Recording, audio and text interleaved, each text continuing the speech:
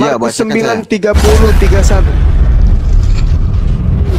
Sahabat-sahabat dimanapun berada, saya Zulkifli M. Abbas mengharapkan sahabat-sahabat semua untuk kemudian mensubscribe, like, dan juga men-share channel kita ini.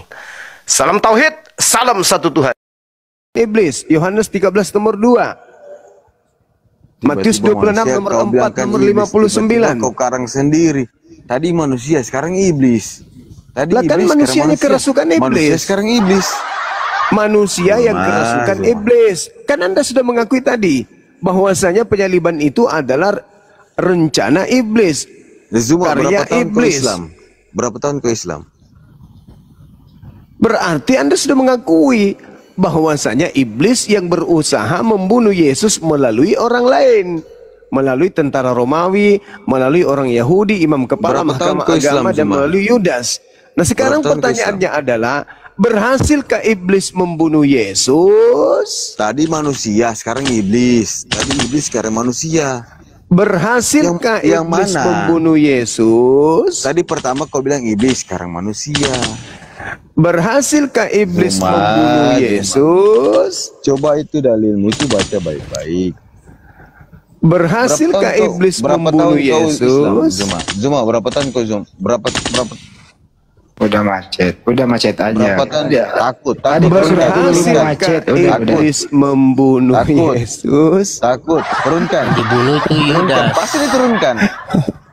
Pasti kau Dibunuh itu turunkan Yudas.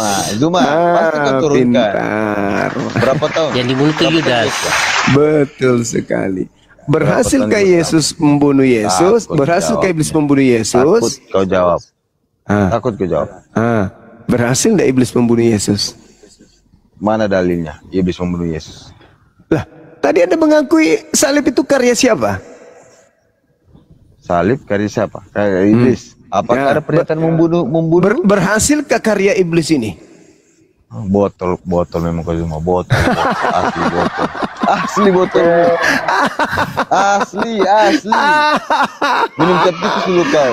Minum cap tikus dulu kau. Berhasilkah karya iblis terhadap Yesus? Berhasil. Berhasil. Ya. Berarti Yesus bohong. Yesus Kenapa? mengatakan iblis sedikit pun tidak berkuasa atas diriku. Mana yang betul? Oke. Apa lagi pertanyaanmu? Berarti Yesus bohong. Mana dalilnya Yesus bohong? Yohanes 14:30. Apa dia bilang? Iblis tidak berkuasa sedikit pun atas diriku. Iblis tidak sendiri berkuasa sendiriku. Oke, ya oke. Nah, Kalau memang betul dalilmu ya.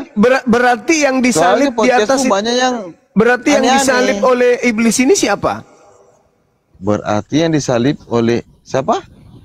Yang disalib oleh orang-orang Yahudi atas perintah iblis itu siapa? Atas perintah iblis. Mana dalilnya atas perintah iblis? Lah, Yohanes 13 nomor 2. Aku. Apa Yohanes pasal 2? Apa? Iblis merasuki Yudas untuk menyusun rencana mengkhianati Yesus. Pertanyaanmu lain. Hah. Pertanyaanmu lain pertama Zuma. Iblislah yang menjadi bapakmu dan kau mau melakukan keinginan bapakmu, yaitu membunuh aku. Yohanes 8:44. Ayo. Itu perkataannya ke siapa? Yesus berkata kepada orang-orang Yahudi yang ingin menyalibkan dirinya. Ayo. Yesus mengatakan, Hah. Nah betul sudah kau Zuma. Itu dalilmu gimana? Lebih baik, bro, lebih baik kau keluar jual serabi. Dalil ini acol-comor ini. Itu yang tertulis Bibelnya. 1 Yohanes 3 nomor 8 pun tertulis demikian. Barang siapa yang berbuat dosa berasal dari iblis. Berdosa enggak orang yang menyalib Oke lah, Yesus? saya ikuti kata-kata. Berdosa enggak orang yang menyalib Yesus? Berdosa orang Nah, yang itu menyalib berasal Yesus. dari iblis. Berdosa. Berdosa. Oh, Iblis, berdoa. oke, ya, berdosa, iblis, ya. Berarti yang ingin membunuh Yesus itu adalah iblis. Ya, betul. Berhasil enggak iblis membunuh Yesus? Berhasil iblis. Dalilnya mana? Iblis Iya. berhasil membunuh Yesus. Congor Masolan lah. generasi. Tadi 1 Yohanes 3 nomor 8. Barang siapa yang berbuat dosa berasal dari Katamu iblis. berhasil. Katamu berhasil. Barang siapa yang berbuat dosa berasal dari iblis. Berdosa tidak orang yang menyalib Yesus. Berhasilkah tidak orang yang berhasil? Nah, berarti berdosa enggak orang yang menyalib Yesus? Berdosa. Berasal dari iblis kah itu? Berasal. Ya. Nah, berarti iblis berhasil membunuh Yesus. Berarti iblis berhasil membunuh Yesus. Iya. Berarti kalau iblis berhasil membunuh Yesus, berarti Yesus itu pendosa, pembohong. Yesus harus membohong. Karena Yesus Tapi di berkata, kitabmu, karena tapi iblis di kitabmu Isa berkata, suci. iblis, Tapi di kitabmu Isa Yesus suci. Ya, di kitabmu Yesus pembohong ternyata. Tetapi Isa suci. Di kitabmu Isa suci. Yesus berkata bahwasanya sedikit pun iblis tidak berkuasa atas dirinya. Oh, Mana yang memang. betul? Yang dibunuh Yesus atau Yesus pembohong? Mana yang betul? Kalau Yesus yang dibunuh Dalilnya disalib, mana Yesus pembohong? kalau yang disalib itu adalah Yesus, berarti Yesus itu pembohong. Dalilnya Tapi kalau mana yang Yesus disalib ini bukan Yesus, berarti Yesus tetap suci, bukan pembohong. Ayo. Iblis berencana membunuh Yesus. Berhasil tidak iblisnya? Tidak berhasil. Menurut Berhasil. siapa? Menurut Yesus. Menurut Yesus tidak berhasil. Menurut kamu berhasil. Berarti kamu sudah disesatkan.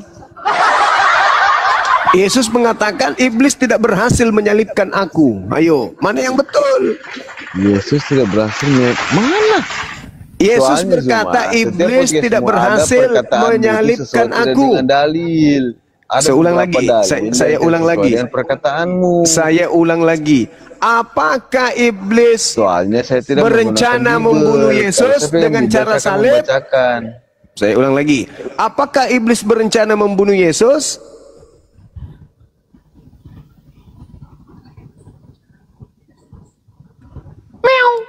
Kau malah saya. Apakah iblis berencana membunuh Yesus? Kata Yesus, iblis sedikit pun tidak berkuasa atas diriku. Berarti rencana iblis membunuh Yesus berhasil nggak? Yesus berhasil. Loh, berarti iblis berkuasa atas diri Yesus dong kalau begitu. Ya, dia manusia. Lah, kata Yesus iblis tidak berhasil. Yesus bangkit. Kata Yesus bangkit iblis tidak dari berkuasa. kematian. Muhammad tidak bangkit. Astagfirullahaladzim. Rusak otak. Zuma, Otak sudah hancur. Saya tanya kau. Saya tanya dulu kau Zuma. Di surga nanti pakai bahasa apa? Di Surgamu surga pakai bahasa apa? Surgamu. di surga nanti pakai bahasa manusia. Bahasa apa? Bahasa manusia. Bagaimana bahasanya? Ya, bahasa manusia. Bahasa manusia itu banyak. Yang jelas bukan bahasa binatang ya. Au au au au au au au au. Au au au au au au. Bahasa manusia. Kenapa? Kenapa kamu gila? Atau jangan-jangan kau ingin mengatakan di surga itu nanti orang tidak bicara lagi?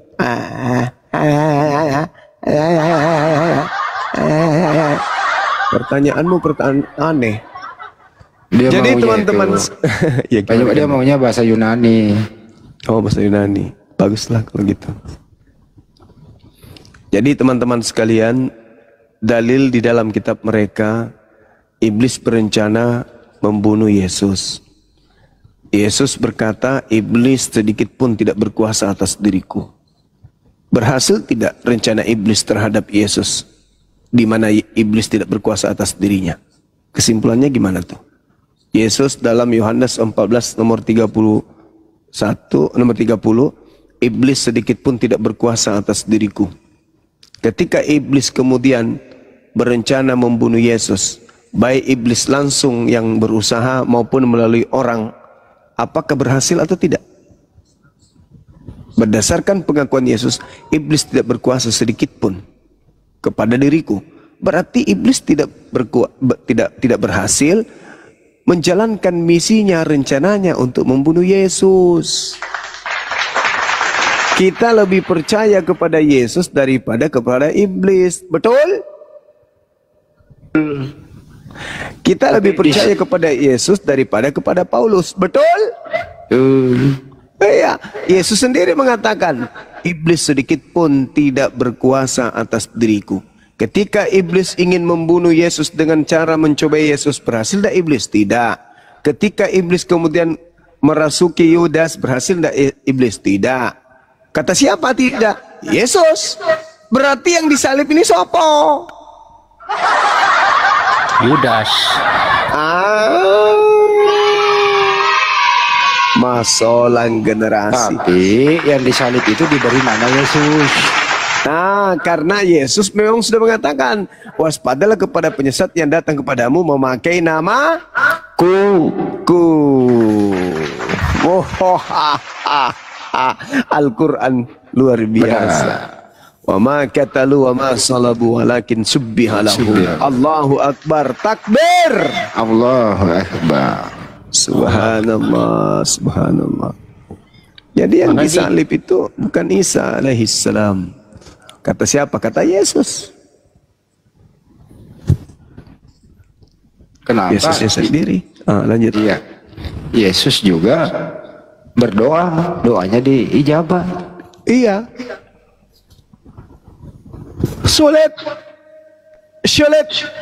Apalagi Esra Soru juga sudah mendukung pernyataan saya. Bahwa salib adalah rencana iblis. Sekarang kalau iblis berencana membunuh Yesus, iblis berencana menyalib Yesus, sekarang kita jagokan siapa? Iblis atau Yesus? Ayo. Ada dua kubu berhadapan nih. Iblis berusaha membunuh Yesus. Yesus berkata, iblis sedikit pun tidak berkuasa atas diriku. Ayo, sekarang kita adu. Yang mana yang sakti? Yesus atau iblis? Yesus dong. Masolang generasi. Yesus versus iblis. Siapa yang kalah? Iblis kalah, tapi berhasil. Masolang generasi. Iblis kalah, tapi iblis berhasil membunuh Yesus lain.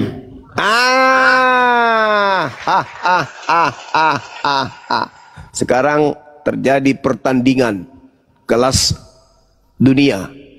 Yesus versus iblis. Siapa yang menang?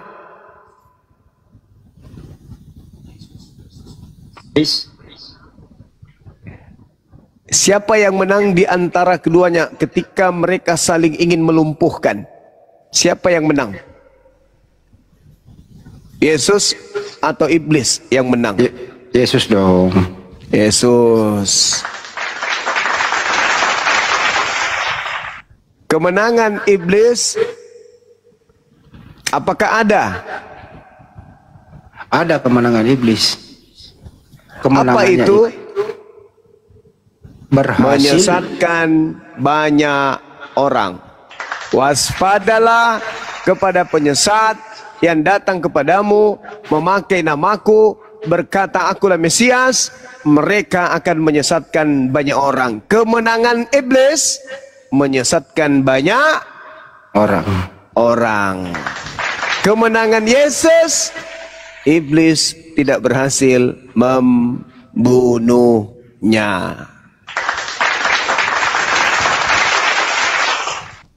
Kemenangan iblis mengibliskan si Kudus TV. Ayolah teman-teman, jangan sombong terhadap kebenaran. Al-Quran sudah datang kepada kalian. Islam sudah hadir di tengah-tengah kalian. Para apologet Islam jujur mengabarkan isi Bible kalian. Ayo lembutkan hati kalian. Apakah kalian ingin membela iblis? Ketika iblis kemudian berhadapan dengan Yesus, kalian mendukung iblis untuk membunuhnya, atau kalian mendukung Yesus bahwa iblis tidak akan berhasil membunuhnya? Kalian berada di kubu mana? Ayo, sekarang Anda perlukan. Kalian Kristen berada di kubu mana ketika Yesus berhadapan dengan iblis? Yang satu ingin membunuh Yesus.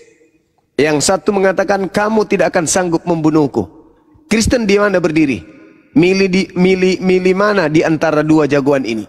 Milih Yesus atau milih iblis? Ayo. Ketika di situ ada pertarungan antara Yesus anak Tuhan katanya dengan iblis penguasa kegelapan berhadap-hadapan. Kita ada juga hadir di sana menyaksikan, maka kita akan teriak, Yesus, Yesus, berapa Yesus, berapa Yesus, Yesus, win Yesus, Yesus, win Yesus, berapa Yesus. Di kubu sebelah, apa teriakannya? Kira-kira apa teriakannya? Kira-kira apa teriakannya? Kalau kita kan Yesus, yes, berapa? Yesus, Yesus, yes, menanglah Yesus, menanglah Yesus, kalahkan kuasa kegelapan Yesus, menanglah Yesus. Nah itu kan. Nah kalau yang di sebelah teriaknya apa?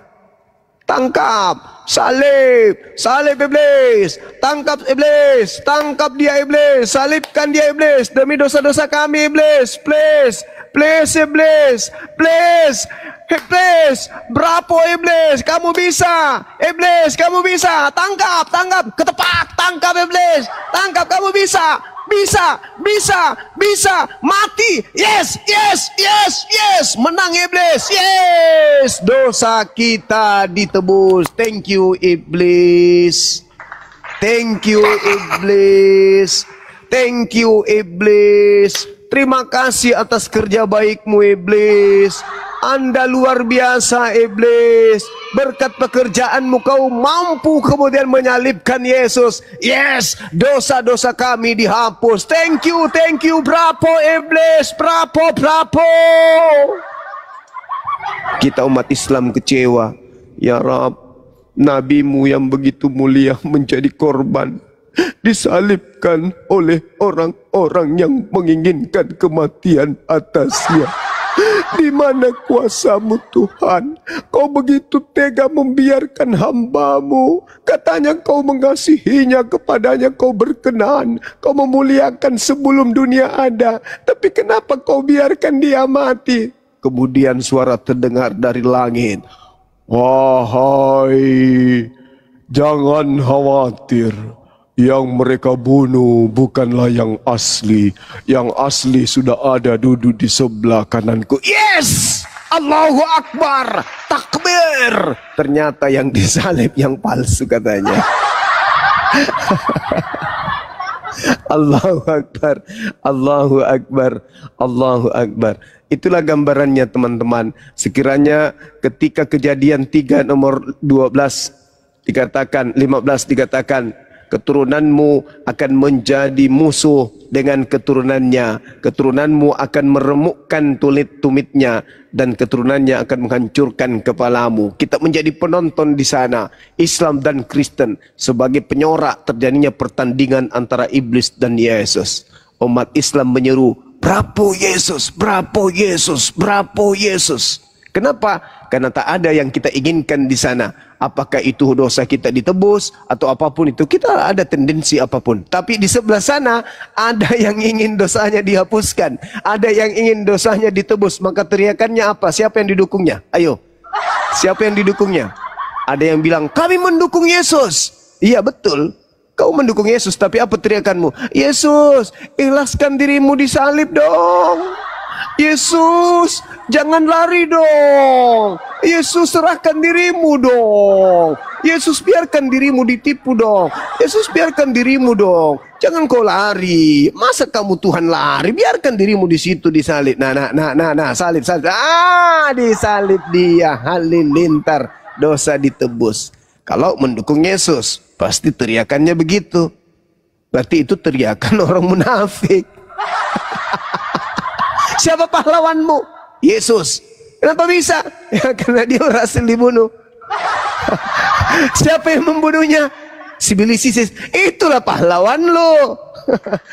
Karena dia berhasil. Alamak. Lucu orang-orang ini. Saya kira begitu.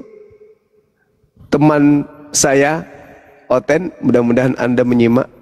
Anda berada di kubu mana? Ini juga pertanyaan yang pernah membuat teman saya stres ketika saya tanya, apakah iblis ini pahlawan untukmu atau penjahat? Saya bilang, dia itu penjahat. Oke, sekarang kamu lagi menonton Yesus dan iblis lagi berhadapan.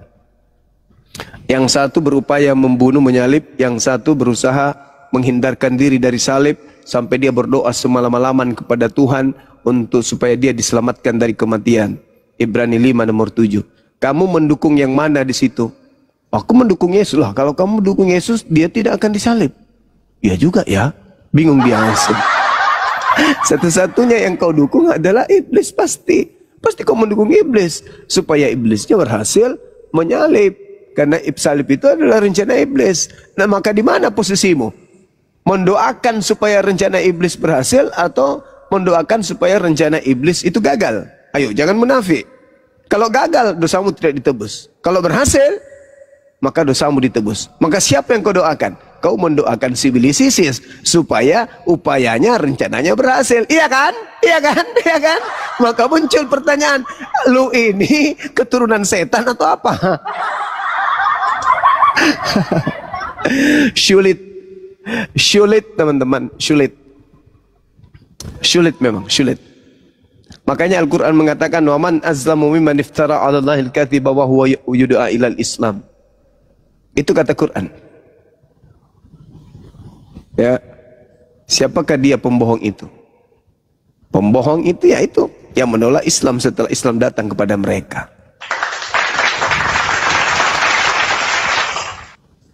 Allahu Akbar, Masya Allah.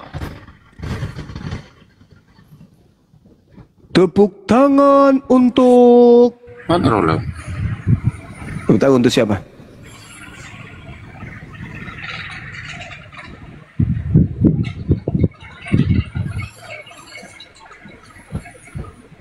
Kopi.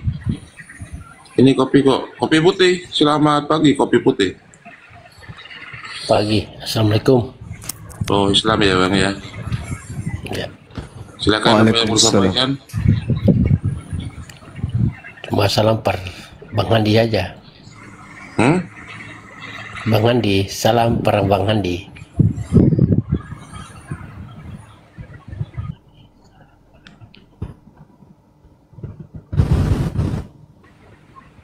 Firly, selamat malam, selamat pagi Firly. Firly, selamat pagi. Firly.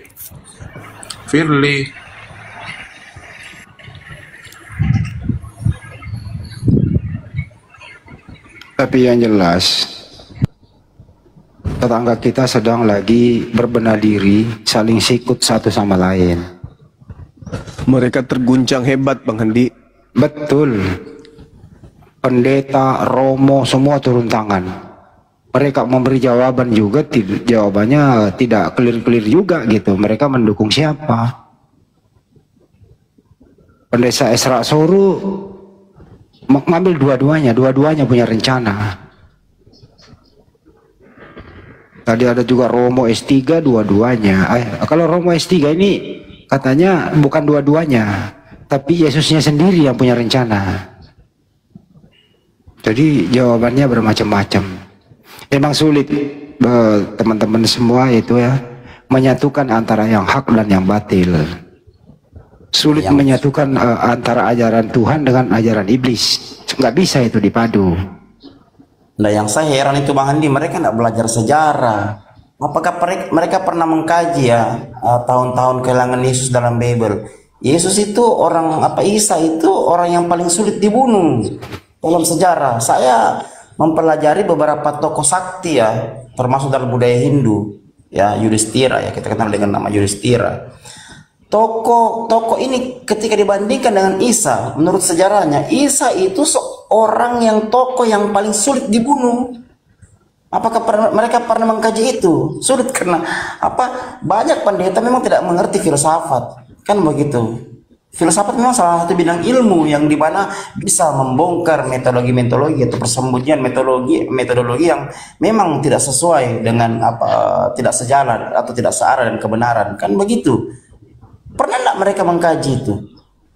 Kira-kira Yesus posisinya di mana ketika disandingkan dengan tokoh-tokoh sakti di zaman dulu? Kan begitu.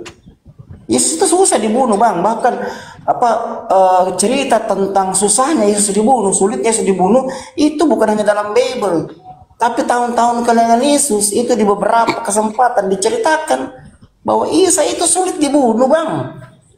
Bahkan ada salah satu kisah ketika Yesus berada di luar negeri ya, di salah satu kota ya, di Nepal.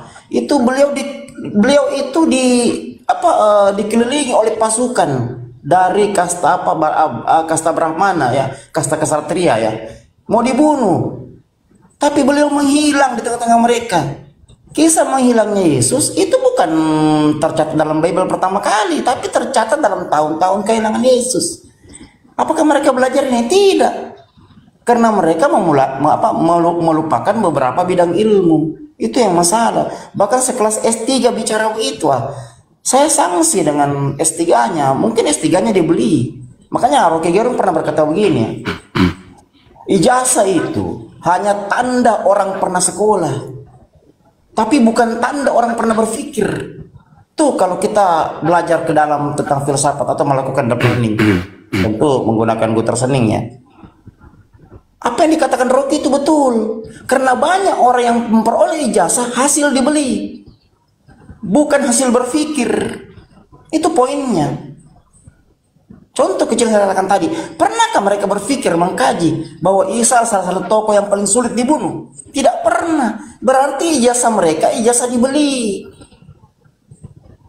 Gelar dan titel mereka bukan karena mereka pernah berpikir, tapi karena mereka punya duit. Itu aja poinnya.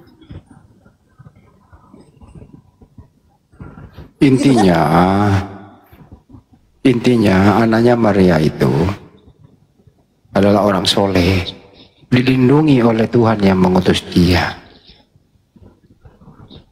Setan tidak boleh menyentuh dia.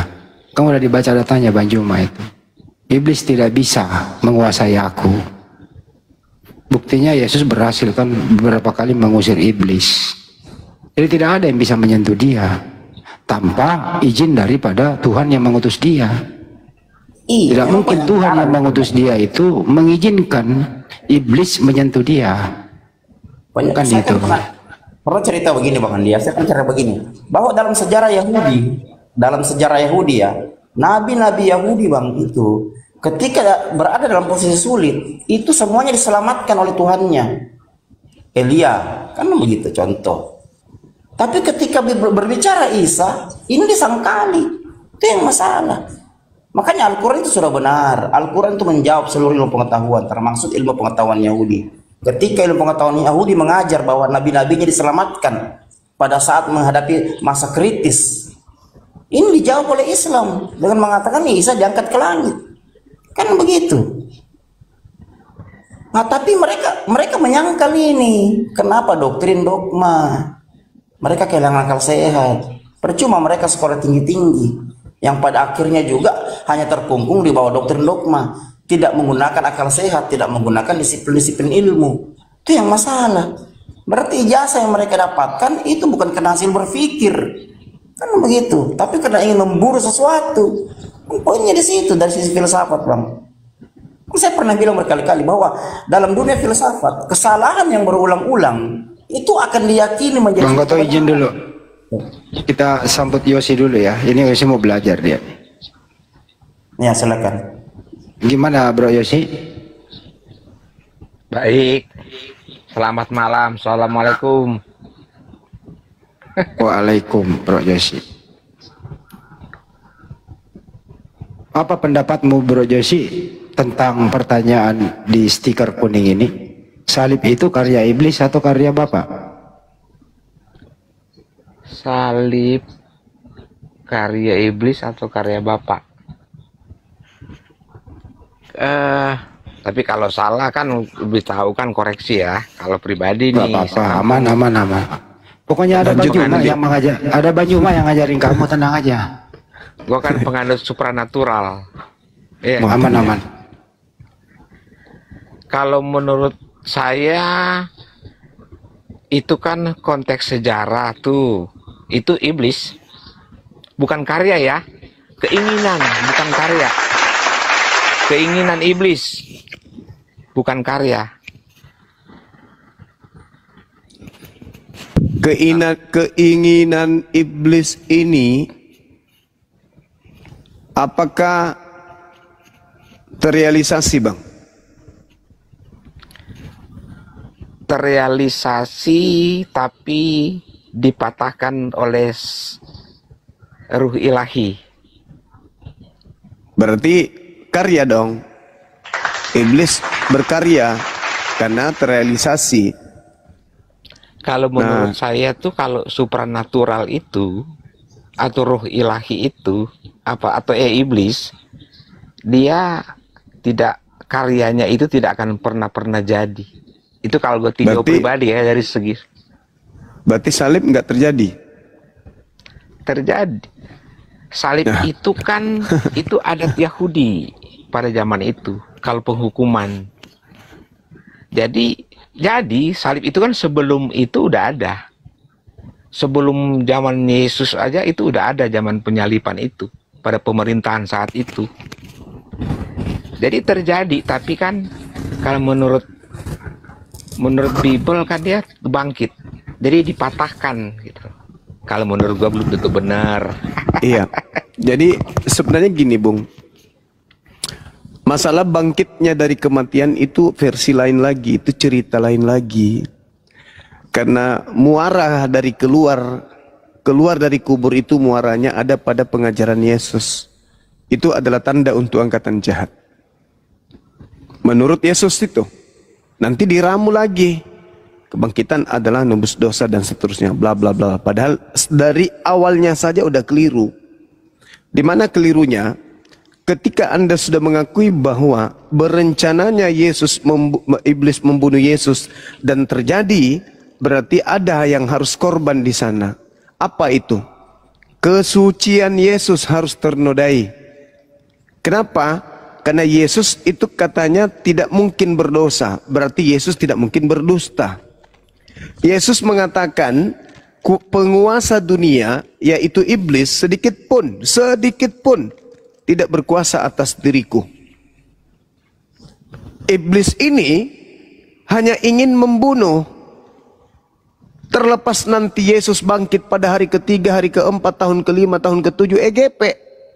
Yang pasti tujuanku tercapai, yaitu membunuh kamu. Nah, Yesusnya menangkis itu, enggak. Kamu tidak akan sanggup melakukan itu. Sedikit pun kamu tidak berkuasa atas diriku. Tapi kalau ternyata dia mati di salib, berarti Yesus pembohong. Buktinya Yesus berhasil membunuhnya. Adapun dia bangkit hari ketiga, itu beda lagi cerita. Yang pasti aku berhasil membunuhmu. Aku berhasil membunuhmu untuk membuktikan bahwa aku betul-betul setan. Dan aku bangga. Karena aku mampu. Lu bisa apa sekarang? Lu katanya mengatakan sedikit pun tak berkuasa, buktinya aku bisa membunuhmu. Tapi kan aku bangga, itu urusanmu. Yang pasti aku sudah membunuhmu. Kau yang mengatakan sedikit pun aku tidak berkuasa, faktanya aku mampu membunuhmu. Dan kau mengatakan bahwa kau tidak akan mati.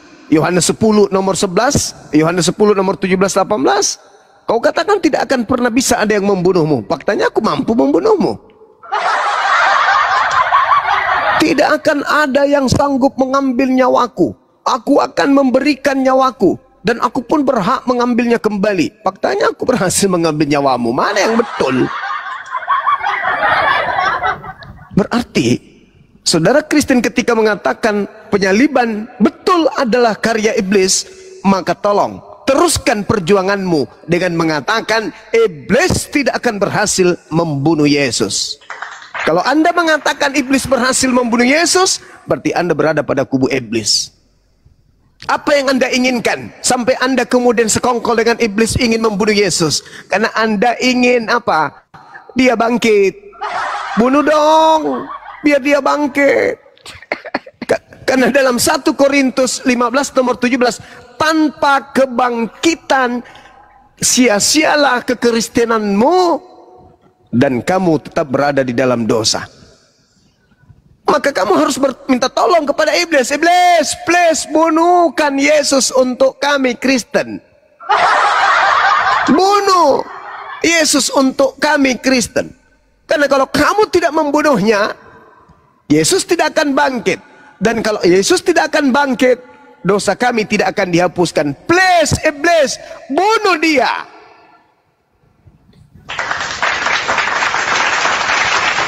Kalau Islam, teriakannya beda. Jangan kau bunuh. Karena kami tidak menginginkan adanya penebusan dosa. Satu-satunya kelompok yang mulutnya basah dengan nama Yesus, tetapi menginginkan kematian, alias menginginkan iblis berhasil membunuh Yesus, hanya Kristen. Mulut mengaku mendukung Yesus, tapi fakta dalam kehidupan keagamaan, kalian mendukung iblis. Sampai situ Anda paham? Paham. Oke, silakan. Terima kasih. Kalau itu kan asumsinya Bang Suma. Saya tidak menyalahkan. Setiap orang punya pemahaman masing-masing. Tapi begini, kalau saya itu pribadi ya, belum tentu benar. Logika saya begini. Itu kan peristiwa sejarah. Peristiwa sejarah yang pada masa itu kita itu belum tahu apa-apa, cuman tercatat fakta sejarahnya ada. Nah, jadi konteks itu kalau saya pribadi yaitu bisikan iblis. Karena begini, kalau supranatural itu mungkin kalau saya pribadi kan sudah mengalami hal-hal supranatural. Kalau supranatural itu dia itu punya dua kekuatan, hitam dan putih. Nah, yang hitam ini dia boleh menggoda manusia, tapi tidak bisa mengambil nyawanya.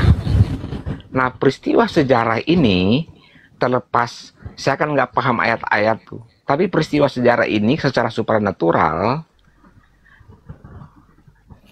si gelap ini dikalahkan, dipatahkan.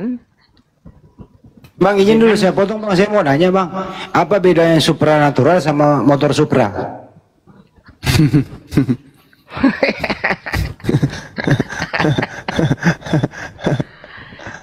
Nggak perlu dijelaskan lah, itu pasti bisa bedain lah. Kalau begini, kalau supranatural itu nanti kita akan alamin sendiri. Jadi kita menilai sesuatu lebih objektif. Jadi kalau kita orang-orang yang sudah mengalami hal supranatural, saya itu nggak bisa benci orang lain karena berbeda pendapat. Makanya saya senang sama Bang Suma, sama teman-teman yang mengaku Kristen, Islam, Hindu, Buddha. Berbeda itu indah, asal jangan membenci, gitu kalau saya pribadi. Jadi itu fakta sejarah gitu loh, konteksnya itu sebenarnya yang real terjadi. Itu keinginan si gelap, gitu loh. Jadi apa dikalahkan kegelapan itu dengan kebangkitannya, gitu. Kalau Bang Suma bilang tadi sah-sah saja kan asumsi, karena begini, kita kan manusia terjebak dalam penyembahan merek. Padahal supranatural, sang ilahi itu tidak memandang merek Kristen, Hindu, Buddha, Islam, nggak ada yang begitu. Kalau yang ilahi, manusia sama. Cuman siapa yang dia mau pilih, gitu. Kalau menurut saya, gitu. Jadi gini, mau kayak apapun manusia itu, kita tidak akan pernah mengenal ilahi kalau kita masih terjebak ke dalam penyembahan merek agama Kristen, merek agama Islam, merek agama Hindu dan Buddha. Kita tidak akan pernah mengenal ilahi yang sesungguhnya, hakikatnya. Jangan terlalu panjang, Bang. Oke, lanjut. Panjang. Lanjut. Iya. Jadi justru kalau kita sudah tahu jalan, barulah kita mendapatkan tingkat pemahaman fenomena, entitas, peristiwa, keberadaan yang kemudian di mana hal tersebut tidak dapat diilustrasikan dengan akal budi atau ilmu sains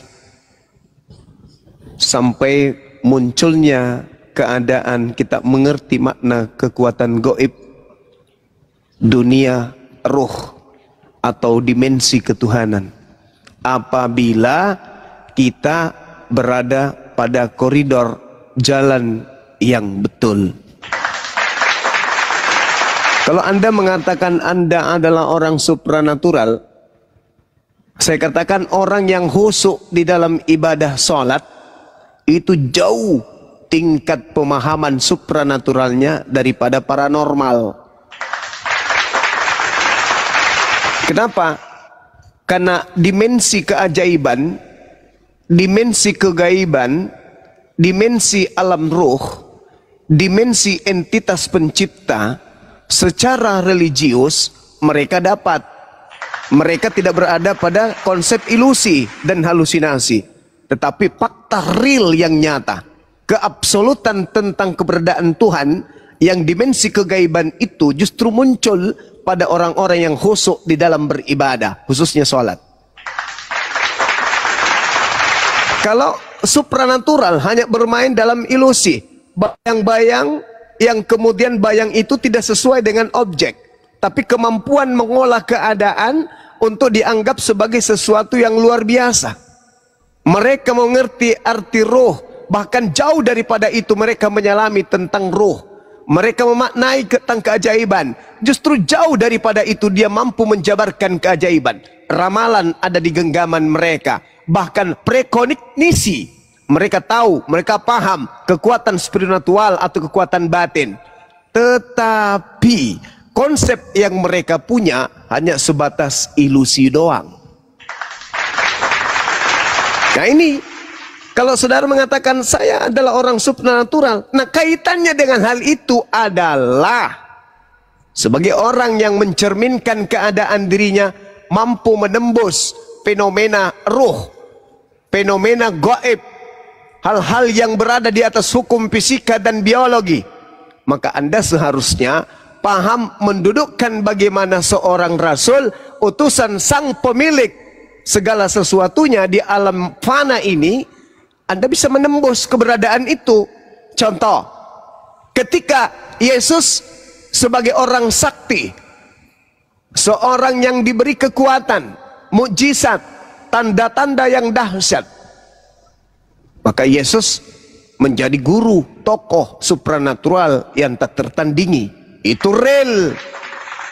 Ketika dia berhadapan dengan dimensi lain di luar dimensi fana yang menyelimuti dirinya, pertanyaannya, berdasarkan backgroundnya sebagai rasul utusan pencipta, sang gaib, sang maha gaib, mampukah Yesus yang objek jadi contoh di dalam ajaran Islam Kristen untuk menjadi teladan bagi kita, mampu kemudian dicelakai, dicederai oleh dimensi gaib berupa iblis?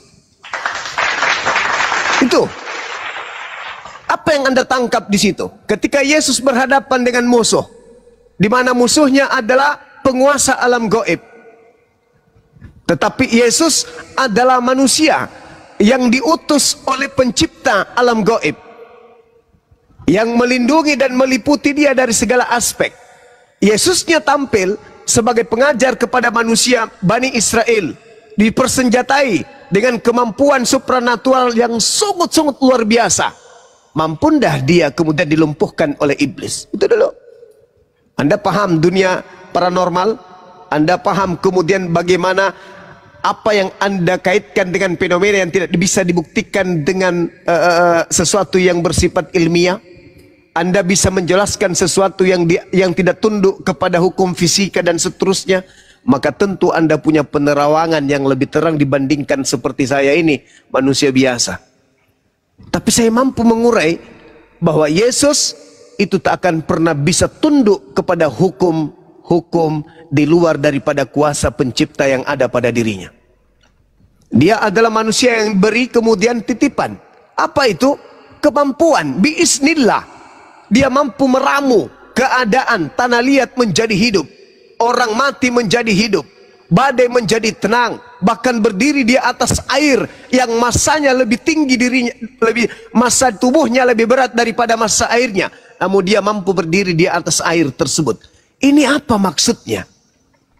Sanggupkah dia kemudian mengalahkan alam gaib, ruh jahat? Sanggup. Kalau begitu, penyaliban tidak berhasil terjadi terhadap dirinya. Sederhana bukan? Anda sebagai seorang supranatural harusnya memiliki dimensi kemampuan menerawang sampai ke sana.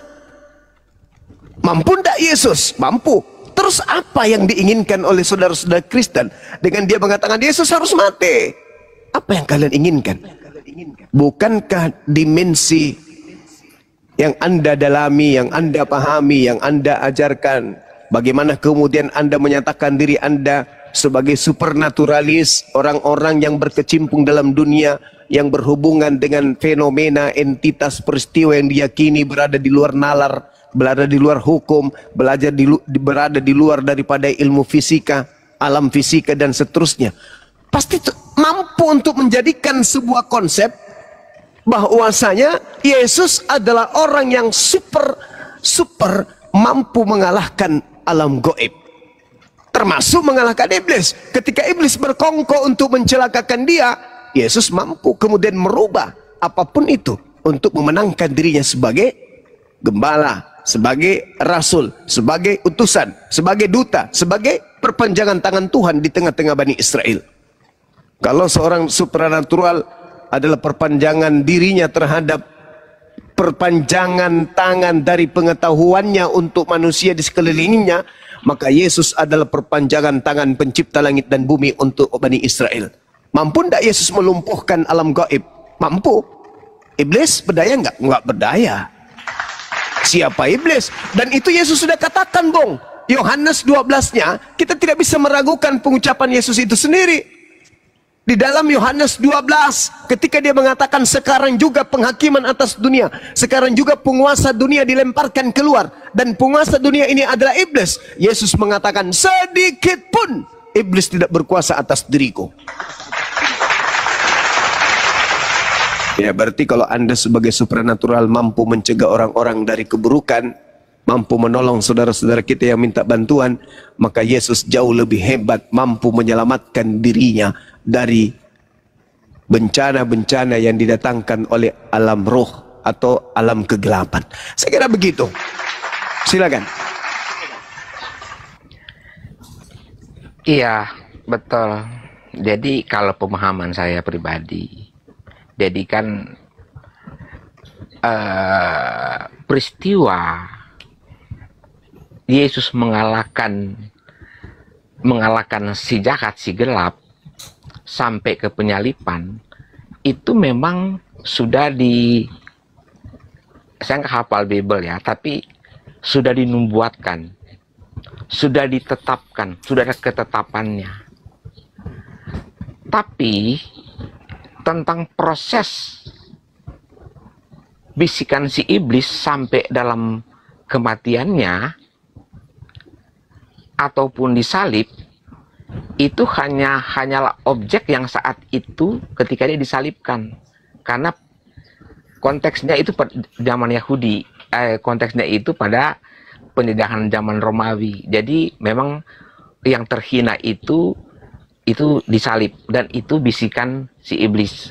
Nah, kenapa seolah-olah Yesus tidak bisa mengalahkan dan dia mati tidak mengalahkan iblis seolah-olah? Karena waktunya belum tiba. Makanya Yesus berkata, "Ya Bapa, kenapa engkau biarkan aku?" Dari sisi kemanusiaan, kenapa engkau biarkan aku? itu dari segi supranatural karena belum waktunya. Belum waktunya. Makanya ketika supranatural itu atau ruh yang putih, ruh ilahi, dia menjawab bahwa lo boleh, iblis boleh menjadi istilahnya provokasi atau boleh membunuh, tapi jiwanya tidak bisa. Seolah-olah iblis itu menang. Tapi dengan kebangkitan itu, itulah kemenangannya. Jadi ketika berproses waktu itu jadi simbol sang ruh kebenaran itu membalikan bahwasanya itu iblis itu nggak ada apa-apanya. Ini bahwa ini milikku. Sama dengan kita manusia, kita boleh jadi jahat, tapi roh gelap itu tidak bisa membunuh kita karena kita milik sang ilahi. Gitu, kira-kira kamu saya sih begitu. Lanjut, Bang Suma. Oke, baik. Jadi iblis menginginkan kematian terhadap Yesus. Pada dimensi ini, iblis menurut Yesus tidak berhasil. Yesus yang mengatakan tidak berhasil. Sedikit pun iblis tidak berkuasa atas diriku. Gak berhasil. Nah, karya iblis tidak berhenti sampai di situ. Makanya Yesus mengatakan, setelahku akan datang penyesat memakai namaku, waspadalah kepadanya. Yesus diselamatkan kemudian oleh pencipta, terangkat dia ke langit. Iblis ngapain? Tidur? Gak mungkin. Makanya dikatakan dalam kitab Lukas 4 nomor 13, iblis setelah mencoba Yesus, iblis menunggu waktu yang tepat. Apa yang dilakukan oleh iblis kemudian?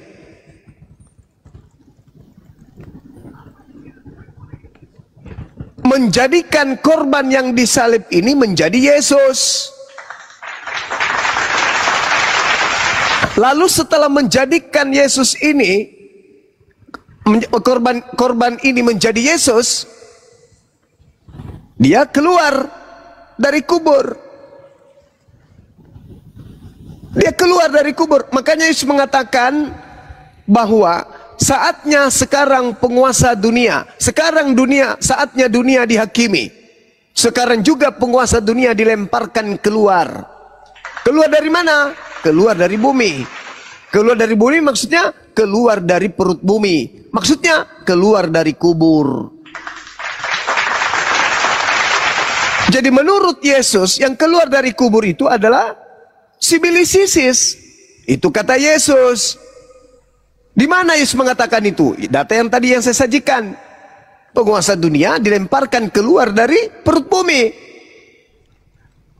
Artinya bahwa ketika iblis yang berkarya, maka dia menggunakan situasi itu, memanfaatkan keadaan itu, dia memakai nama Yesus keluar dari kubur, sehingga korban-korban daripada iblis ini menguatkan keadaan kepercayaan keyakinannya dengan menjual produk bahwa yang keluar itu adalah Yesus, bahwa keberhasilan Yesus terhadap iblis adalah bangkitnya dari kubur.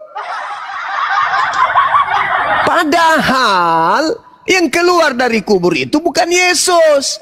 Yang keluar dari kubur itu adalah justru memang dia oknum yang ingin dituhankan. Sejak kapan Yesus ingin diibadahi? Sejak kapan Yesus ingin kemudian menyamai Tuhannya? Sejak kapan Yesus ingin menyetarakan dirinya dengan Tuhan? Sejak kapan kemudian dia mengajarkan orang-orang untuk menjadi hambanya? Tidak pernah. Yesus sejak mengajar Injil di tengah-tengah Bani Israel, selamanya iblis, jangankan kepada Bani Israel, kepada iblis aja, Yesus mengajak untuk menyembah kepada yang di langit. Kok tiba-tiba ada yang keluar dari tanah, mengajarkan kemudian orang-orang tanpa dalil, tanpa kitab suci, ke gereja hari Minggu menyembah dirinya? Dia datang ke setiap insan manusia yang mempercayai dirinya adalah Yesus. datang tuh membisikkan, dihafalkan ajaran itu, bukan perintah Tuhan, tapi mereka kompak setiap hari Minggu datang beribadah menyembah kepada makhluk yang keluar dari kubur tersebut. Yesusnya ketika mengajar, kiblatnya adalah perjanjian lama. Apa yang tertuang di dalam kitab perjanjian lama, itu yang Yesus ajarkan kepada Bani Israel. Menyembah kepada Eloah, menyembah kepada Eloah Abraham, Eloah Ishak, Eloah Yakub. Dan Yesus tidak pernah sedikit pun mengajarkan untuk menyembah kepada dirinya oknum yang bernama Yesus tersebut. Berbeda dengan makhluk yang keluar dari kubur. Tak ada dalil, tak ada perintah tertulis, tetapi dia mampu kemudian menyuntikkan keinginannya kepada insan-insan yang telah menjadi pengikutnya. Setiap minggu mereka pagi-pagi buta sudah bangun, mandi menggunakan pakaian cantik, menuju kepada sebuah gedung. Di sana dia semua serentak menyembah kepada makhluk yang keluar dari kubur tersebut. Siapa dia ini? Siapa dia ini? Nah, itu satu. Yang kedua, ketika iblis kemudian menginginkan dirinya disembah, itu muncul indikasi kuatnya bahwa apa yang saya katakan itu betul.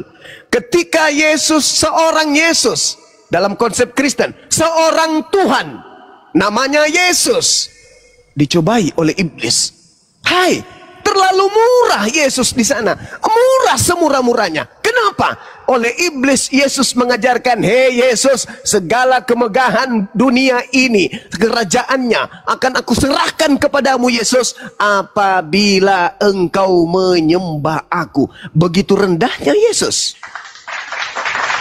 Didatangi iblis, dibujuk oleh iblis, dicobai oleh iblis. Tujuannya cuma satu. Apa itu? Berhenti menyembah kepada pencipta langit dan bumi Yesus, beralihlah kepada menyembah kepada diriku. Sebab apabila kau menyembahku, kata iblis, maka aku berkuasa memberikan segala kuasa tersebut. Yesus terima enggak? Jawabannya tidak. Kalau Yesus tidak menerima kuasa baik di langit maupun di bumi, dari penguasa langit dan penguasa bumi, ingat 1 Yohanes 5 nomor 19, iblis adalah penguasa bumi. Efesus 2 nomor 2, iblis adalah penguasa langit atau penguasa cakrawala atau penguasa awan-awan. Maka semua kuasa langit dan kuasa bumi yang milik iblis itu tidak diterima oleh Yesus. Lalu siapa yang keluar di pagi buta di hari Minggu itu membisikkan murid Yesus dengan mengatakan, kepadaku telah diberikan kuasa baik di angkasa maupun di bumi. Yesus tidak menerima itu. Lalu siapa yang menerimanya? Pengganti Yesus. Inilah yang dimanfaatkan kemudian oleh iblis untuk menyesatkan dunia. Makanya Bang Goto betul mengatakan, andai saja Islam tidak datang, maka dunia ini sudah kiamat. Karena Yesus sendiri yang mengatakan itu, saatnya dunia dihakimi. Kenapa saatnya dunia dihakimi? Karena aku sudah tak ada nanti di dunia. Yang berkuasa adalah penguasa dunia itu. Sebab penguasa dunia dilemparkan keluar. Yesus sudah tak ada, Musa sudah tak ada, Abraham sudah tak ada, Harun sudah tak ada, Daud Salomo sudah tak ada di bumi ini. Mereka sudah kembali ke alam roh. Yesus pun sudah tak ada, yang berkuasa tinggal iblis. Alhasil, alhamdulillah, Allah pencipta langit dan bumi kemudian menetralisir kehidupan bumi dengan mengutus sang penyelamat terakhir, baginda Rasulullah Muhammad sallallahu alaihi wasallam. Andai tidak ada, maka dunia sudah kiamat. Kenapa? Karena dunia sedang dihakimi. Kenapa dihakimi? Karena sibilisisis telah memanfaatkan nama Yesus untuk menyesatkan keturunan Adam. Di mana itu tertulis? Anda baca di Matius 24 nomor 4, nomor 5 sampai nomor 31. Apa kata Yesus? Waspadalah kepada penyesat yang datang kepadamu dengan memakai namaku dan berkata, akulah Kristus. Mereka akan menyesatkan banyak orang. Penyesat yang banyak menggunakan nama Yesus itu di mana? Di Islam, Islam menyebar ke seluruh penjuru bumi tidak memakai nama Yesus. Agama Kristen adalah satu-satunya agama yang memanfaatkan nama Yesus Kristus untuk menyebar dan mengajak orang lain menjadi pengikutnya. Sayangnya, ketika kita menjadi pengikut makhluk yang keluar dari kubur ini dan bertemu dengan Yesus anak Maria di dalam Matius 7:22-23, Yesus anak Maria mengatakan kepada pengikut Yesus yang keluar dari kubur, apa kata mereka? Apa kata Yesus? Pada hari terakhir nanti banyak orang berseru kepadaku, Tuhan, Tuhan, bukankah kami bernubuat pakai namamu, mengusir setan pakai namamu, bermujizat pakai namamu? Pada saat itulah aku Yesus akan berterus terang kepada mereka, enyahlah daripadaku, aku tidak mengenal kalian, kalian semua adalah pembuat kejahatan. Jadi si Yesus siapa rupanya yang dipakai pendeta mengusir setan? Jadi Yesus siapa rupanya yang dipakai namanya oleh pendeta bermujizat? Yesus siapa? Sedangkan Yesus yang asli mengatakan aku tidak mengenal kalian. Berarti ada Yesus lain. Yesus lain inilah yang merasuki jiwa-jiwa setiap insan Kristen, sehingga orang-orang Kristen makan babi, tidak bersunat, ibadah minggu tanpa ada perintah dari Tuhan. Yesus inilah yang telah membuat saudara-saudara Kristen menganggap perbuatan kekristenan itu adalah sebuah kebenaran. Apa yang Kristen lakukan hari ini dianggap sebagai sebuah kebenaran. Farikan hada wa farikan haqqa alaihimud dalalah innahum ittakhasus sayatin awliya min dunillah wa yahsabuna annahum muhtadun. Sebagian manusia diberi petunjuk dan sebagian lagi sepantasnya memang menjadi sesat. Kenapa mereka sepantasnya menjadi sesat? Karena mereka menjadikan iblis sebagai pelindung selain daripada Allah. Mereka mengira bahwa apa yang mereka kerjakan itu disebabkan oleh karena mereka mendapatkan petunjuk. Na'udzubillah, summa na'udzubillah. Ini yang diterangkan Al-Quran. Wahai saudaraku Kristen, Al-Quranku mengatakan kalian melakukan satu prosesi ibadah di mana kata Al-Quran kalian menganggap itu adalah sebuah kebenaran yang mendapatkan petunjuk. Kalian menyangka bahwa apa yang kalian lakukan itu adalah karena petunjuk. Petunjuk dari mana wahai saudaraku Kristen? Izinkan kami mengetahui siapa yang mengajarkan kalian beribadah hari Minggu?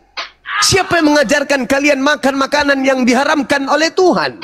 Siapa yang mengajarkan kalian untuk tidak bersunat? Siapa yang mengajarkan kalian untuk menyembah kepada makhluk yang bernama Yesus? Adakah? Tidak ada. Tapi apakah betul Anda merasa mendapatkan petunjuk? Betul Bang Suma. Dari mana petunjuk itu? Tolong tunjukkan dasarnya. Adakah petunjuk itu? Ada. Tunjuk dasarnya. Bingung. Tak ada. Gelap. Tak bisa menjawab apa-apa. Inilah yang diterangkan Al-Quran. Wa yahsabuna annahum muhtadun. Mereka pantas menjadi sesat karena mereka melakukan satu prosesi keagamaan seakan-akan mereka mendapatkan petunjuk, pada sebenarnya tak ada petunjuk yang datang kepada mereka. Saya kira begitu sebagai penutup dari saya. Mudah-mudahan apa yang saya sampaikan ini bisa didengarkan, dicerna, ditelaah, dan direnungkan. Demikian. Lanjut Bang Handi dan teman-teman yang lain.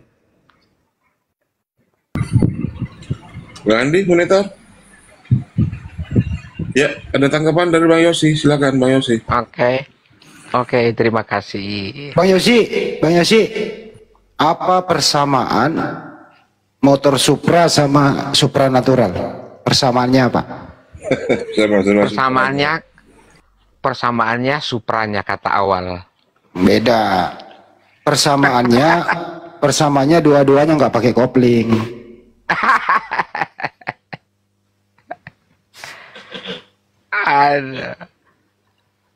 Oke, saya dikit ya. Jadi kalau saya itu Bang Suma, iya, pendapat setiap orang itu berbeda-beda. Bang Suma asumsi sendiri nggak apa-apa, bagus. Saya menghargai.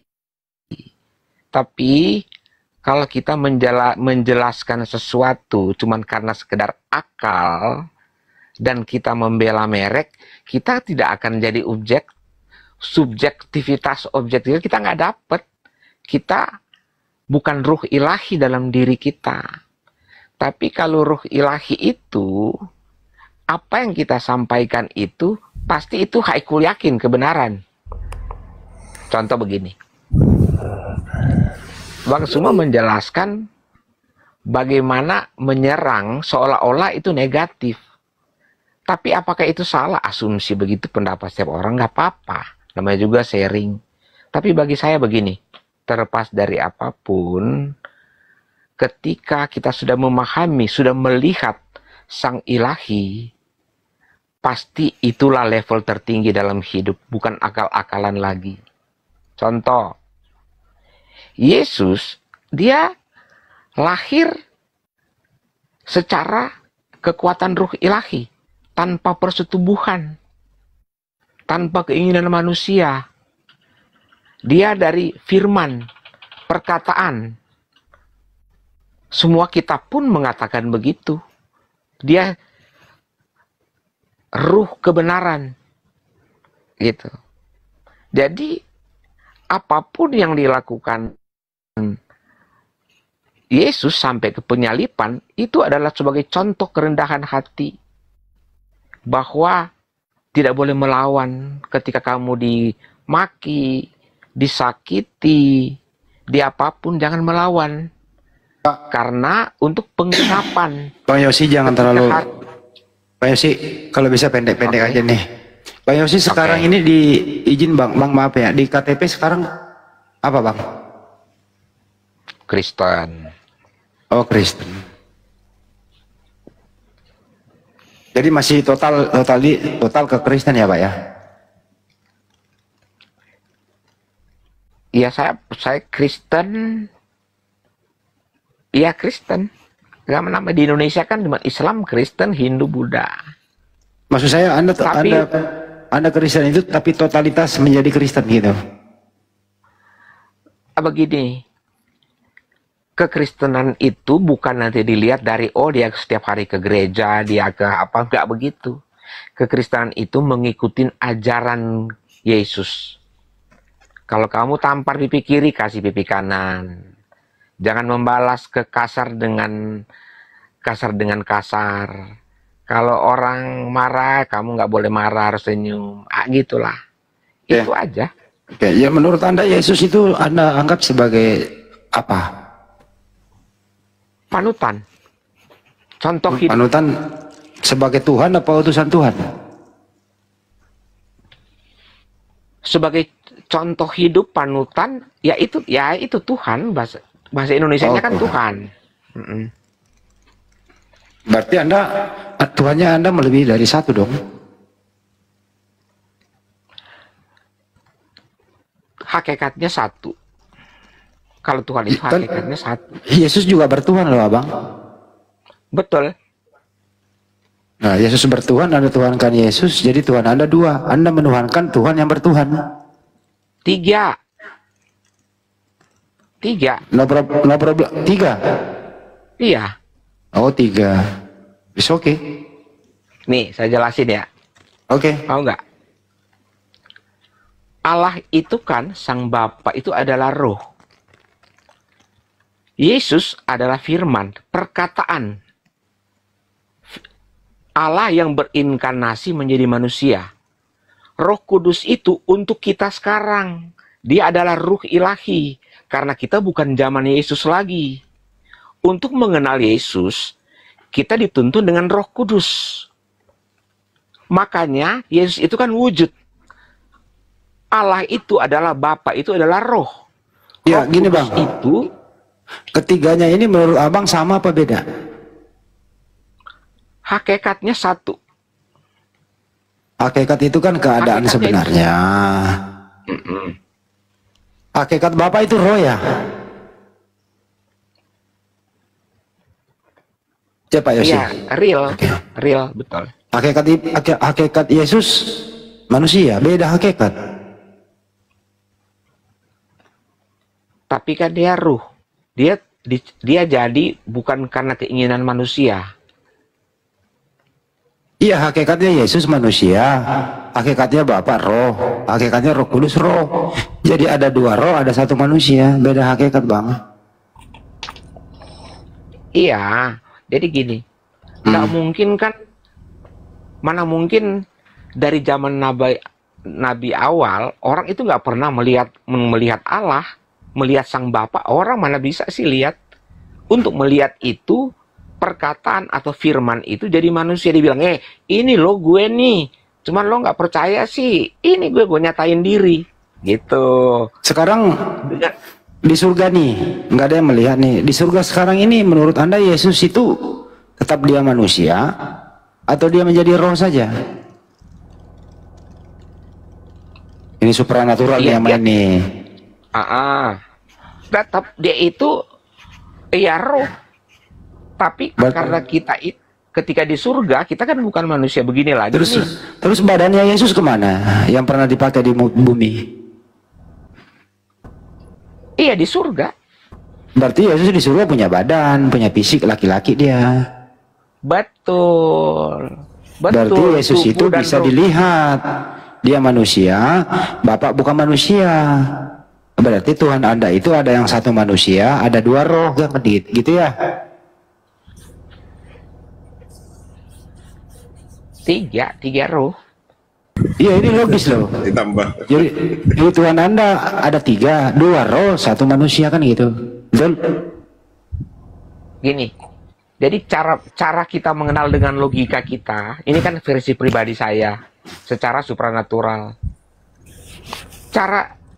Jadi gini, kenapa saya bilang itu tiga? Karena roh ini kita nggak bisa lihat. Karena manusia kan menuntut yang bisa lihat.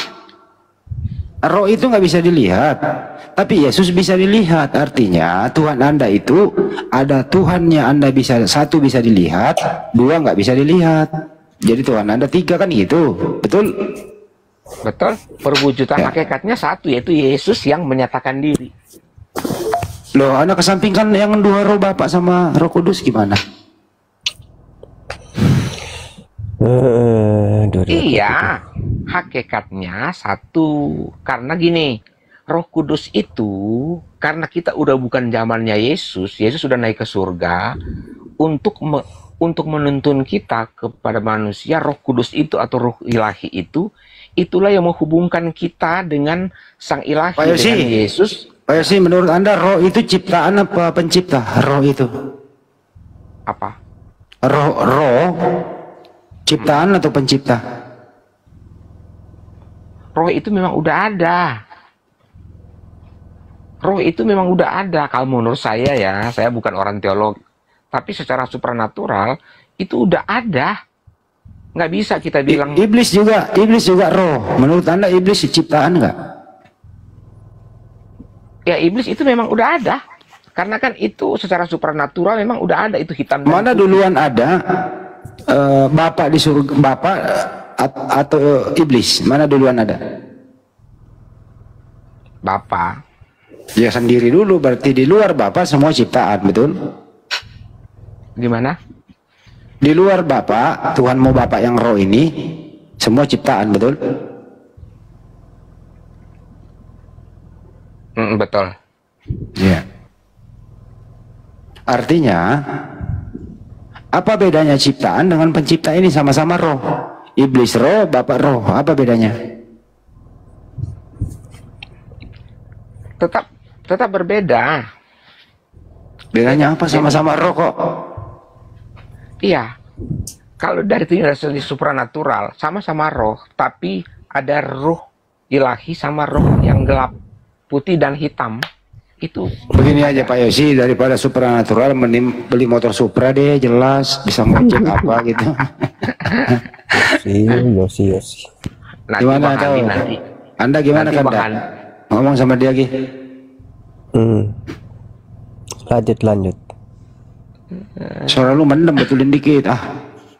Lanjut. Oh lanjut. Tidak ada kilir-kilirnya, muter-muter. Jadi kesimpulannya sesuai dengan topik yang viral selama ini gitu ya. Pak Yosi ini mengatakan bahwa yang merencanakan penyaliban itu adalah iblis. Itu Pak Yosi menurut Anda? Bukan merencanakan. Bagi saya bukan. Terus keinginan, konteks penyaliban itu keinginan si iblis. Keinginan biar Yesus itu mati. Kalau konteks salib itu udah ada dari zaman dulu sebelum Yesus ada. Konteks Yahudi itu kalau dihukum pakai salib. Artinya bukan keinginan Tuhan. Bukan keinginan Tuhan tapi keinginan iblis, betul? Betul, tapi Tuhan merubah itu jadi kemenangan, lambang keselamatan. Gitu. Gimana caranya keinginan iblis Anda rubah menjadi keselamatan? Gimana Itulah bisa? kebangkitan. Itulah kebangkitan.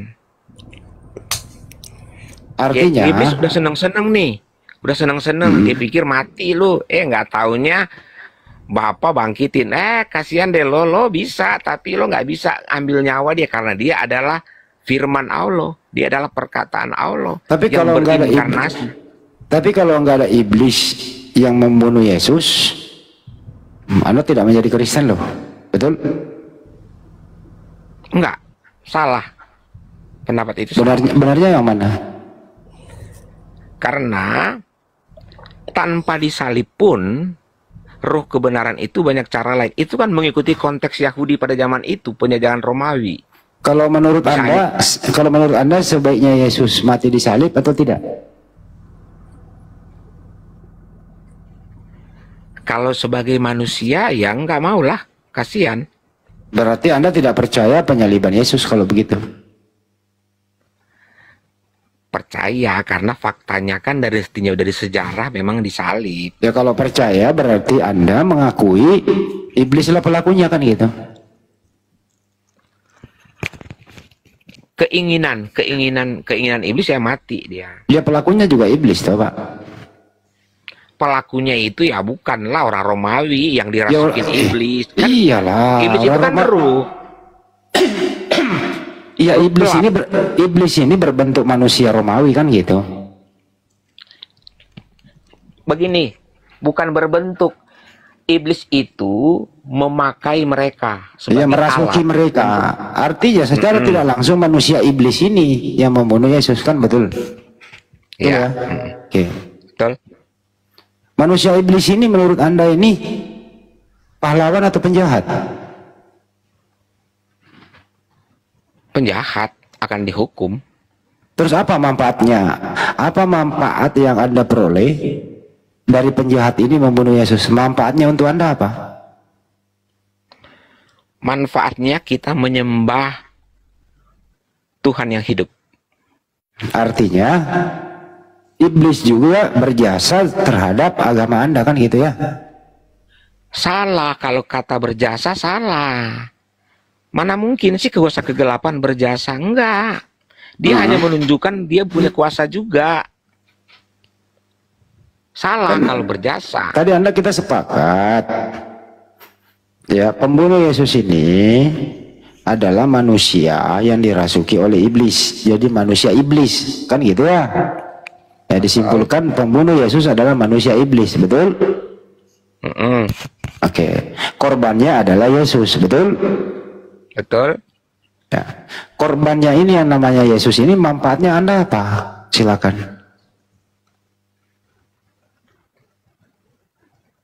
Korbannya Yesus ini manfaatnya apa? Ya. Yesus kan korban nih. Yesus korban. Pelakunya adalah manusia iblis. Yesus korban pembunuhan. Pertanyaannya, Yesus korban ini yang dibunuh oleh manusia iblis, manfaatnya untuk Anda sebagai Kristen itu apa? Silakan. Kalau cuman sampai di mati tanpa kebangkitan, Kristen itu nggak berguna. Jadi mati dan bangkit, itulah kemenangan. Kalau cuma sampai mati, ngapain kita menyembah orang mati? Justru karena dia mati dan bangkit, itulah kemenangan. Salib menjadi kemenangan. Tapi matinya inilah yang saya tanyakan. Jadi Yesus ini matinya sia-sia, betul? Apa matinya berfungsi untuk Anda atau sia-sia? Enggak. Kalau kehendak ilahi itu tidak ada yang sia-sia. Nah, ya, artinya kematian Yesus ada manfaatnya buat Anda, betul? Betul. Ya, manfaatnya apa itu? Iya, kita menyembah orang yang hidup, yang naik ke surga, mati bangkit, Bukan naik ke surga. menebus dosa sumber keselamatan, bukan? Betul. Iya, artinya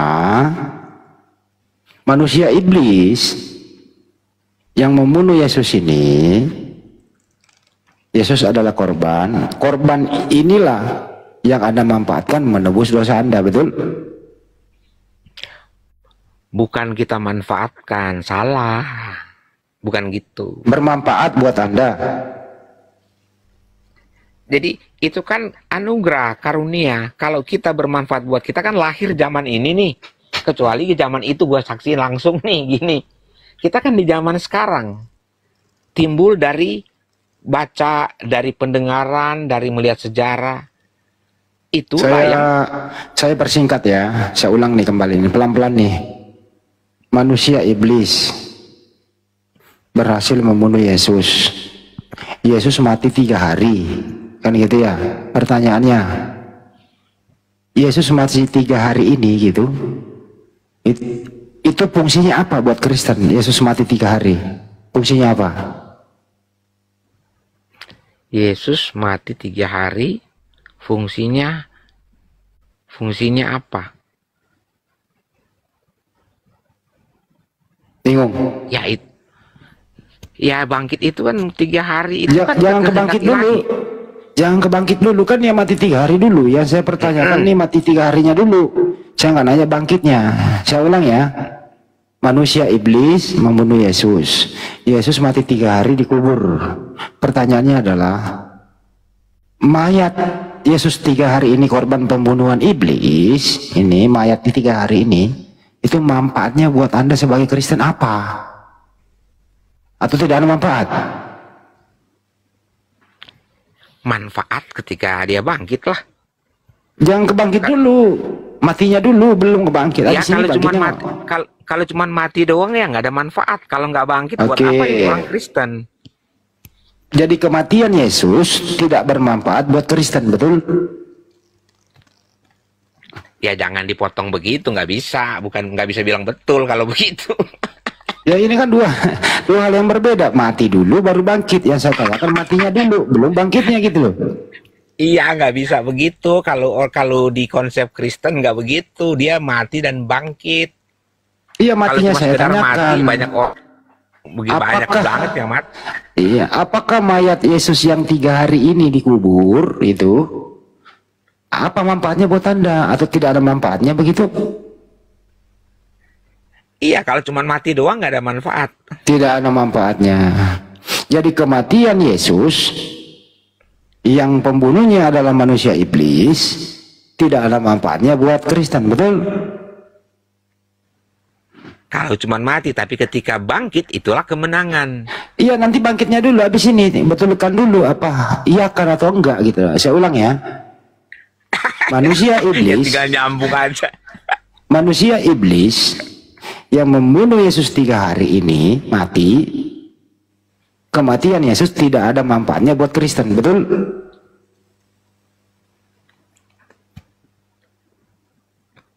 Betul? Kalau cuma mati doang, ya nggak ada manfaat. Oke, ya, tidak ada manfaatnya. Baik. Nanti setelah dia bangkit baru bermanfaat, betul? Betul.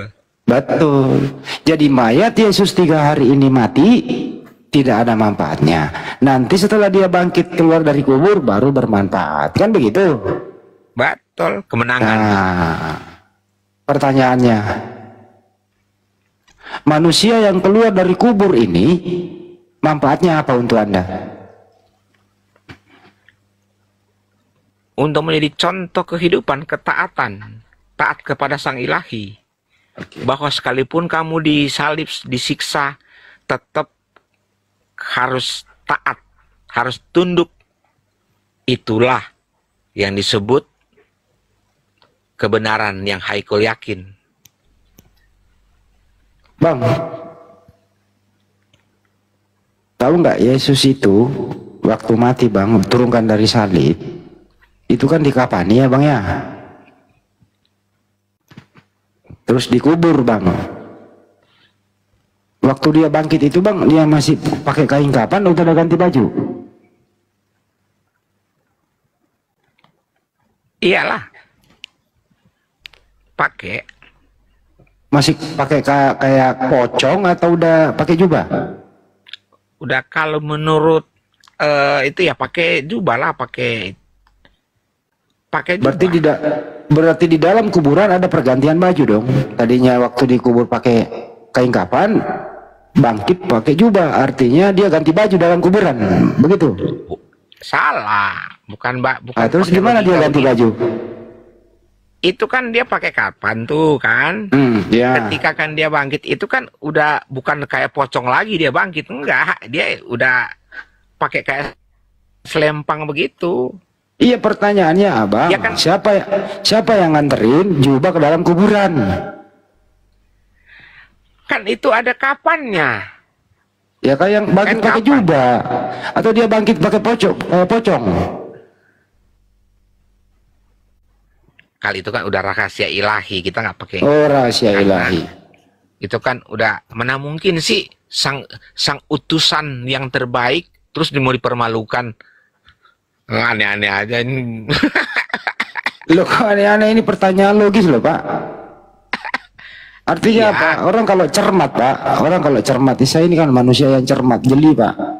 Keadaan satu dengan keadaan yang lain, step by step. Waktu disalib kagak pakai baju. Sebagaimana gambar ya, mohon maaf ini bukan menista. Sebagaimana gambar-gambar beredar itu tidak pakai baju, disediakan sedikit penutup itu.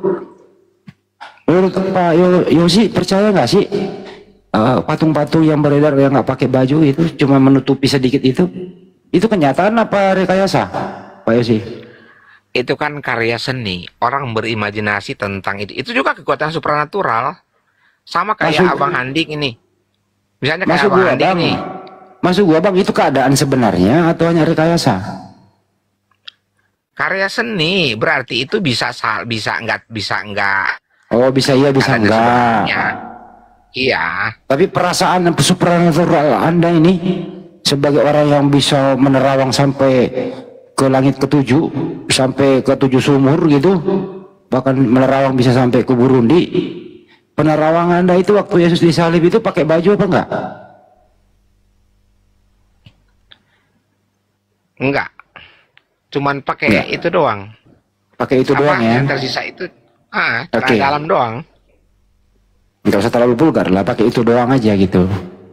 Enggak, Oke. kalau fakta sejarah memang begitu. Kita nggak masa vulgar, itu hal yang biasa. Jadi Anda percaya Tuhan Anda diperlakukan demikian, dipermalukan loh itu? Memang nubuatannya begitu, dia akan dipermalukan, paling hina. Dia lahir secara hina juga di kandang yang hina kok. Memang gambaran ilahi begitu secara supranatural. Dia tidak ambil yang orang, biar orang puji-puji, biar orang hayalan-hayalan orang sebagai sang raja penguasa jago perang. Enggak. Mengambil yang paling hina. Gitu loh. Jadi matching. Yesus itu lahir hina, ketika dia mati juga dihinakan. Mengambil sang Halik itu mengambil hal yang paling terhina. Jadi memang Tuhan Anda memang harus dihinakan ya? Bukan harus dihinakan. Memang supernatural itu memang orang harus rendah hati. Bukan orang yang sombong harus dipuji. Oh, pakai baju. Pertanyaannya adalah siapa yang menghina Tuhan Anda? Tidak ada yang menghina. Tadi Anda bilang dihinakan. Cuman mengambil hal yang paling sederhana yang di mata manusia seolah-olah hina gitu loh. Yang paling sederhana. Yang paling apa istilahnya? Yang jelas bukan muslim yang menghinakan dia ya Bang ya? Ya tahu muslim, maksudnya agama apa muslim nih? Kita harus bedain. Ya, kalau muslim kan saya sebagai muslim mewakili muslim di dunia ini bahwa kami muslim bukan kami pelaku penghinaan itu, betul? Enggak lah. Oke. Tapi kenapa bisa harus dihinakan Bang? Gak ada kata lain begitu dimuliakan? Bukan, itu hinakan bahasa Indonesia. Yang paling terendah yang di mata manusia itu seolah-olah terhina. Tapi itulah maksud sang ilahi, mengambil hal-hal yang paling bawah lah. Bagaimana kalau Anda berpikir cerdas sedikit? Bagaimana kalau kita sepakat kita muliakan Yesus, tidak kita hinakan? Anda pilih mana? Dia itu udah mulia, tidak harus dimuliakan. Loh tadi ada Gimana bilang sih? dihinakan. Apa nggak terhina tuh bang? Apa nggak terhina bang, ditangkap, diludahi, gitu ya? Terus dilucuti pakaiannya. Apa itu bukan hinaan bang? Itu udah ketetapan, udah nubuatan bahwa dia akan dihina, dia akan disakiti, akan begitu. Iya kan udah sepakat terhina, tapi saya mau ajak Anda keluar dari penghinaan itu. Karena kami muslim memuliakan para nabi. Pertanyaannya, abang tetap mau menghinakan dia atau mau memuliakan dia? Saya ajak Anda ini loh untuk memuliakan. Anda mau bergeser atau tidak? Silakan. Iya pastilah memuliakan, karena dia memang yang memulia kok. Memang harus dimuliakan. Mulia apa terhina nih? Mulia lah. Oh berarti bukan dia yang disalib telanjang kalau begitu. Terus apa? Ya penggantinya lah. Terus? Ya penggantinya yang disalib terhina, bukan anak Maria itu. Anak Maria orang mulia kan gitu. Kalau ada pengganti bertolak belakang dengan fakta sejarah, brother. Logika Fakta kita sejarah nggak masuk. mengatakan begini. Yesus berkata, hati-hati. Nanti ada orang muncul memakai atas namaku. Gitu loh ya. Jadi Yesus mengatakan waspadalah. Waspada. Jadi memang ada Yesus palsu bang. Itu kira-kira. Jadi yang jelas, mari kita pakai akal sehat kita bang Yosi. Kita muliakan anak Maria, jangan kita hinakan dia. Tapi memang yang disalib itu ada orang yang dihinakan. Seperti cerita tadi dari awal. Tapi bukan anaknya Maria. Apakah Anda setuju dengan saya? Kita memuliakan anak Maria? Setuju atau tidak? Ya setuju lah. Oke. Kalau kita muliakan dia, berarti bukan anak Maria yang dihinakan di tiang salib. Setuju? Terus siapa? Ya penggantinya lah abang. Kalau pengganti ilahi itu tidak ada yang nggak jelas, harus jelas. Sang ilahi itu A dan B. Saya Nggak kasih ada yang data. Saya kasih data ya. Orang yang dikutuk di tiang salib itu, yang dikutuk oleh Elohim itu adalah orang fasik.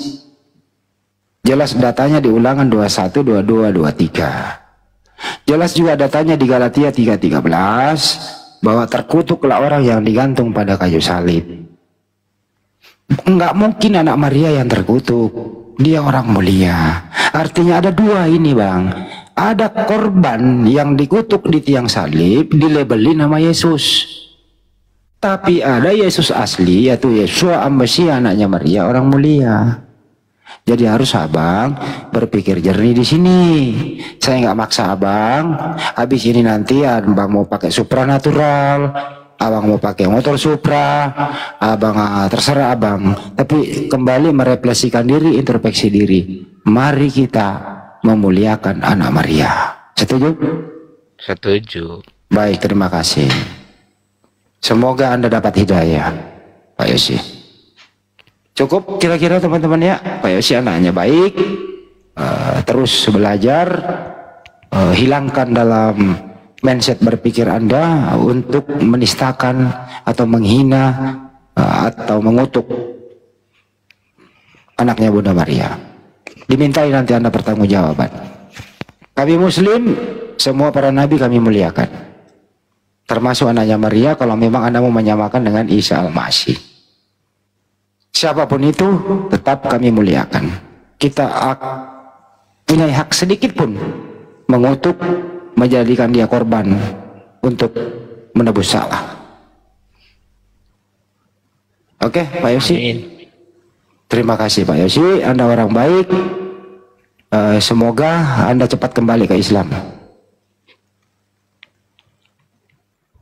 Kalau ingin syahadat, hubungin saya dan kami siap menjadi saudara baru Anda sebagai seorang Muslim. Semoga Anda meninggal pelabuhan terakhir Anda Islam. Karena apa? Hanya agama Islam yang diridhoi oleh Allah Subhanahu wa taala. Kata Nabi Muhammad SAW, semua umatku masuk surga kecuali yang enggan.